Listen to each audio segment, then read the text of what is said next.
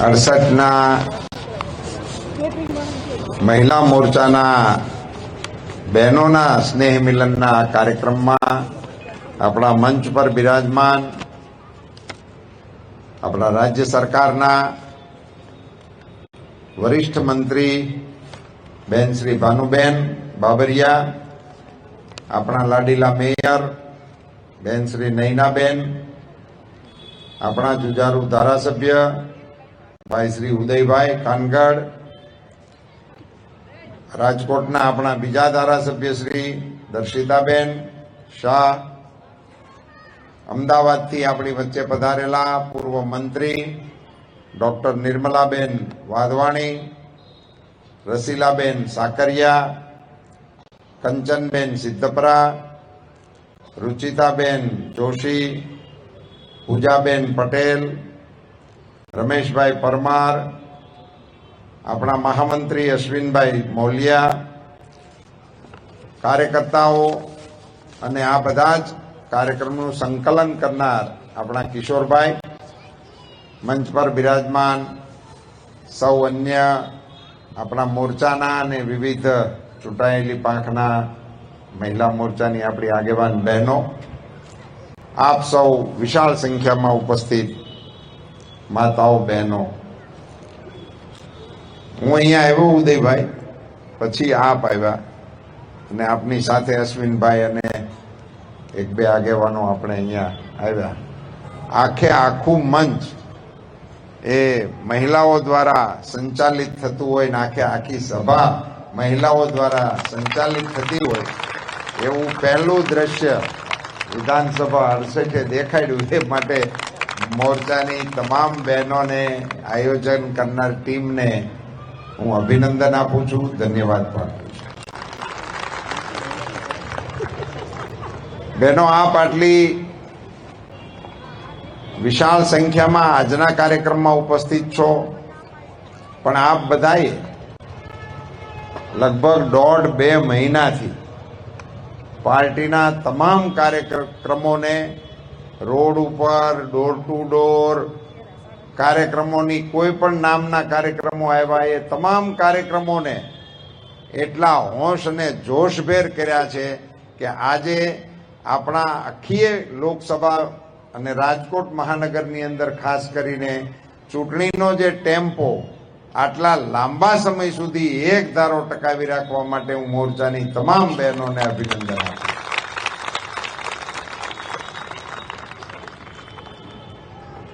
આપ બધા ઘણા સમયથી આ ચૂંટણીના કામો અંગે એકદમ વ્યસ્ત છો અને કાર્યક્રમ ઉપર કાર્યક્રમ, એક ના પતો હોય તો બીજો આવી જ ગયો હોય, અને એટલે આપણને બધાને સક્રિય રાખવા માટે આ સંગઠનની એક વ્યવસ્થા છે. હું અહીંયા આવ્યો ત્યારે અમારે ભાનુબેન, હું અહીંથી એટલું સાંભળતો અહીંયા આવ્યો કે આપણે જેટલું દીકરીને સાચવીએ છીએ એટલું વહુઓને નથી સાચવતા, એવી વાત ભાનુબેન કરતા હતા. આપણા સમાજની જે વ્યવસ્થાઓ છે એની ઉપર એ ટિપ્પણી કરતા હતા. પણ મેં હમણાં એક મહિલા મોરચાની એક મિટિંગમાં એક વાત મૂકી હતી કે અમારા નાણામંત્રીશ્રીઓ, બેન મંત્રીશ્રી છે આપણા, પણ નાણામંત્રીશ્રી બજેટ રજૂ કરતા હોય છે રાજ્યમાં અને દેશમાં પણ, અને આપણા કોર્પોરેશનમાં પણ આપણે બજેટ આપણું મૂકતા હોય છે. પણ એ નાણામંત્રીશ્રીઓ જે બજેટ મૂકે છે એને ઘરની અંદર અમલ કરવાનું કામ આપણી માતાઓ કરતી હોય છે. એને પણ કુટુંબનું અંદાજપત્રની ખ્યાલ હોય છે, અને એ જે વ્યવસ્થાઓને સંભાળે છે અને નિભાવે છે એને સમજવા જેવું છે. ઘરના આગેવાનો દીવાનખાનામાં બેઠા બેઠા ઓર્ડર દેતા હોય છે, મહેમાન આવ્યા છે, 2 ચા 3 કોફી, 1 મોળી 1 ગળી, એવું કહી દેતા હોય છે. પણ અંદરથી કોઈ દિવસ અમારી બહેનોએ દીવાનખાનામાં આવીને એવું ન કીધું કે હવે આપણને કોઈ નામે નથી દેતું, અગાઉનું 2-3 મહિનાનું બાકી છે, એવું કોઈ દિવસ નથી કીધું. અને એવું ખરેખર અનુભૂતિ થતી હોય છે.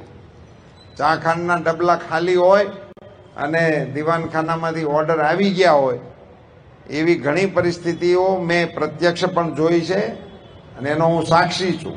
અને એ વખતે અમારી આ જગદંબા જેવી બહેનો એ આડોશ પાડોશમાં પોતાના વાટકી વ્યવહાર નીચે પોતાના પાલવમાં પરિવારની આબરૂને ઢાંકીને લાવે છે. ચા ખાંડ નથી આવતા,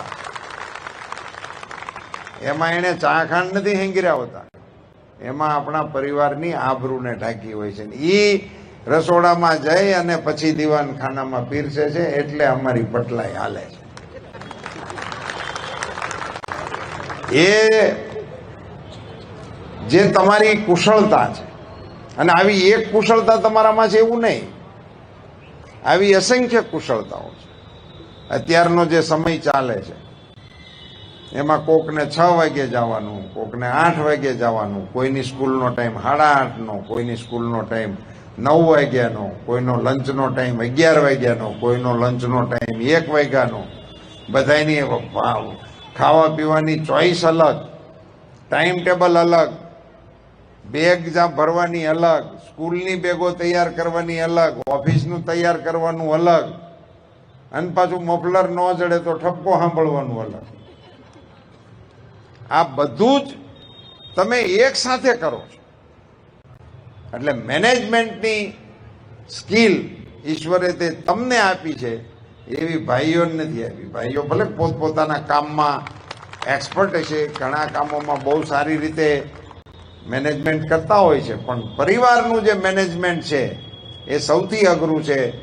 અને પછી છેલ્લે આખો પરિવાર જમીન સૂઈ જાય, એને સુવામાં કાંઈ અગવડ નથી પડતી ને એવી તપાસ કર્યા પછી લાંબો વાહો જે કરે એ ઘરને ચલાવે છે, એ ઘર ચલાવે છે, પરિવારો એ ચલાવે છે. અને એ ચલાવનારી તમે બધી માતાઓ બહેનો છો, અને એ પ્રકારે જે તમે કરો છો, મારી આ વખતે આપને વિનંતી છે કે તમારી આ કુશળતા જે છે એનો પ્રયોગ લોકશાહી માટે પણ કરો. એને માટે હજી આપણે નથી કર્યો. આપણને એમ લાગે કે આપણે આ કાર્યક્રમો કરીએ છીએ, ચલાવીએ છીએ, આમાં તમે ખૂબ પરિશ્રમ કરો છો, પણ તમે પરિવારની મિટિંગ કરો, ઘર મિટિંગ કરો, ઘર સભા કરો. આપણા પરિવારમાં પ્લાનિંગ થઈ ગયું કે આપણે કેટલા મતદારો છીએ, બધાની સ્લીપ મળી ગઈ, ન મળી ગઈ, એક દિવસે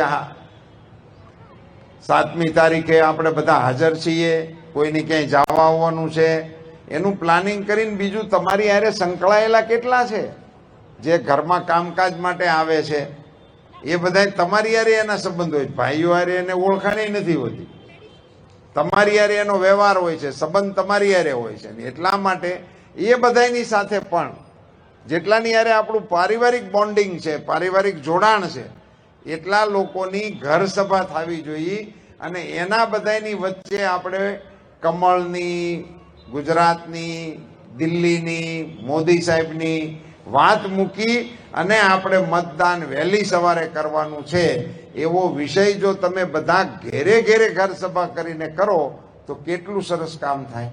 થાય કે ન થાય? કરશો? મને એમ લાગે છે કે શાંતિથી અને સારામાં સારું કરવા જેવું કામ આ છે. અને પછી પરિયાણ કરો. તો બહેનો છો તમે, એટલે કોઈ પણ પ્રસંગને રૂડો બનાવવો હોય, કોઈ પણ પ્રસંગને ગરિમામય બનાવવો હોય તો ગીત તો તમે જ ગાતા હો છો. ગીત કોઈ દી પ્રસંગોમાં કોઈ દિવસ ભાઈઓએ નથી ગાયા, એ તો જાનડિયુએ જ ગાયા છે. તો તમે બધા મતદાનને દિવસે ગીત ગાતા ગાતા મતદાન કરવા જવાનો કોઈ આયોજન કરો વ્યવસ્થિત. અને 50-50ના ઘેરામાં જો બૂથમાંથી શરણાઈ અને ઢોલ સાથે આયોજન કરે અને એમાં અમારા મોરચાની બહેનો એનું નેતૃત્વ કરે અને એનું આયોજન જો અત્યારથી કરો તો જ્યાં ચોક્કસ આયોજન થઈ ગયું હોય ત્યાં હું અમારા ધારાસભ્યશ્રીને કહીશ કે એ બૂથની અંદર વિડીયોની વ્યવસ્થા પણ રાખજો, જેથી કરીને ત્યાં સવારમાં 6:30 આ કાર્યક્રમો શરૂ થાય. પ્રભાતિયા તો ગાતા જ હોય છે ને, આપણે તો જ્યાં લગ્ન પ્રસંગ હોય તો 6 વાગ્યામાં મોટી મોટી આપણી ઘરની માતાઓ બહેનો ભેગી થઈને વાણલા ભલ્લા વાયા રે શરૂ કરે, પછી જાન શરૂ થાય. અને એટલા માટે એ તમે પ્રારંભ કરો અને આખું એ વાતાવરણ જો ઉત્સાહમય અને ઉત્સવ જેવું બની જાય તો મને એવું લાગે છે કે મતદાન પણ વધે, મતદાન ચોકસાઈથી પણ થશે, મતદાનની ટકાવારી પણ વધશે.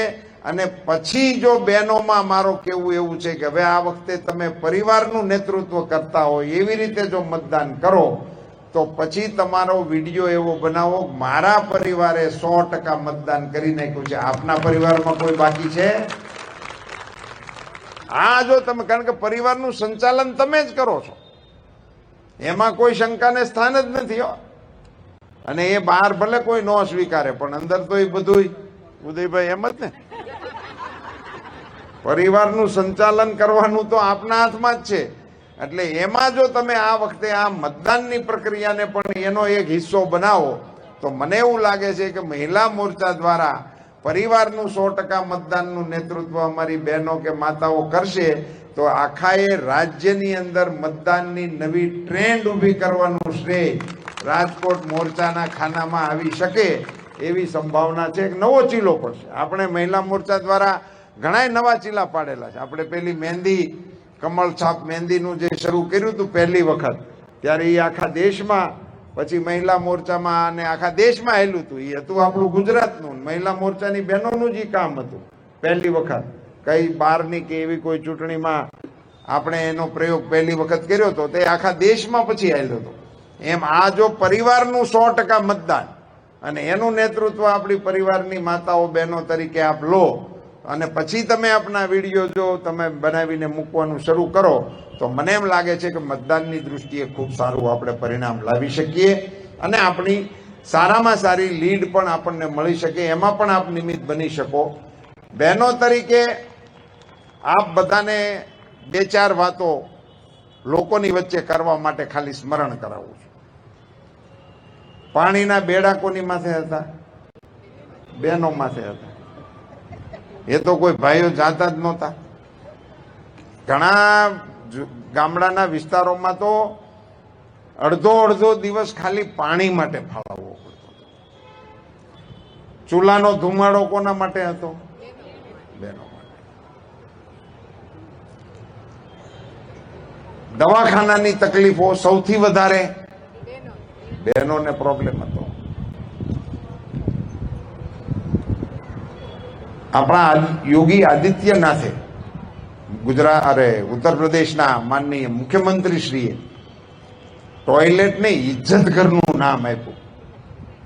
એનું કારણ પણ આપણા સમાજની માતાઓને બહેનોને માટે એ નામ આપ્યું હતું. કેટલા નિર્ણયો જે માત્ર આ દેશમાં બહેનોને માટે લેવાના, આ બધી યોજનાઓ બની બહેનોને માટે. 10 કરોડ ગેસના ચૂલા મોદી સાહેબે 10 વર્ષની અંદર આપણને આપી દીધા. લખપતિ દીદી એ નામ પહેલી વખત મોદી સાહેબે પાડ્યું કે મારે 2 કરોડ નવી લખપતિ દીદી બનાવવી છે. સખી મંડળો આજે કેવડો મોટો વહીવટ, કેટલા હજારો કરોડ રૂપિયાની વાતો આજે સખી મંડળના માધ્યમથી માતાઓ બહેનો કરતી થઈ ગઈ છે. અને છેલ્લે મોદી સાહેબે સૈનિક સ્કૂલોની અંદર દીકરીઓને પ્રવેશ આપવા માટેના દરવાજા આઝાદીના 75 વર્ષ પછી ખોલ્યા. અને નવી લોકસભા બની તો નવી લોકસભાની અંદર પહેલું વહેલું બિલ મહિલાઓને રિઝર્વેશન આપવા માટેનું મંજૂર કર્યું. વિધાનસભામાં 33% અને લોકસભાની અંદર પણ 33% બહેનોને એનો હક આઝાદી પછી નરેન્દ્રભાઈ મોદી સાહેબે અપાવ્યો છે. અને આ હક અપાવ્યા પછીની પહેલી ચૂંટણી છે. 33%ના ઠરાવો કર્યા પછીની પહેલી ચૂંટણી છે. એટલે આખા દેશની બહેનોએ એક તરફી મતદાન કરવું જોઈએ એવો મારો નમ્ર મત છે. આ વાત તમારે બહેનોની વચ્ચે બેસીને, સમાજની બહેનોની વચ્ચે જઈને ડંકાની ચોટ ઉપર તમારે આ વાત કરવી જોઈએ, મંડળોની વચ્ચે બેસીને વાત કરવી જોઈએ. આ વાત કરવાના 2-4 મુદ્દા સાથે આ પરિવારનું નેતૃત્વ કરીને મારા પરિવારે 100% મતદાન કર્યું છે, તમારા પરિવારનું બાકી હોય તો જલ્દીથી કરો, એ પ્રકારનો વિડીયો આપના તરફથી આવશે જેવી શ્રદ્ધા સાથે આપ સૌનો ખૂબ ખૂબ આભાર. ભારત માતા કી અબ કી બાર ફિર એક બાર. ધન્યવાદ.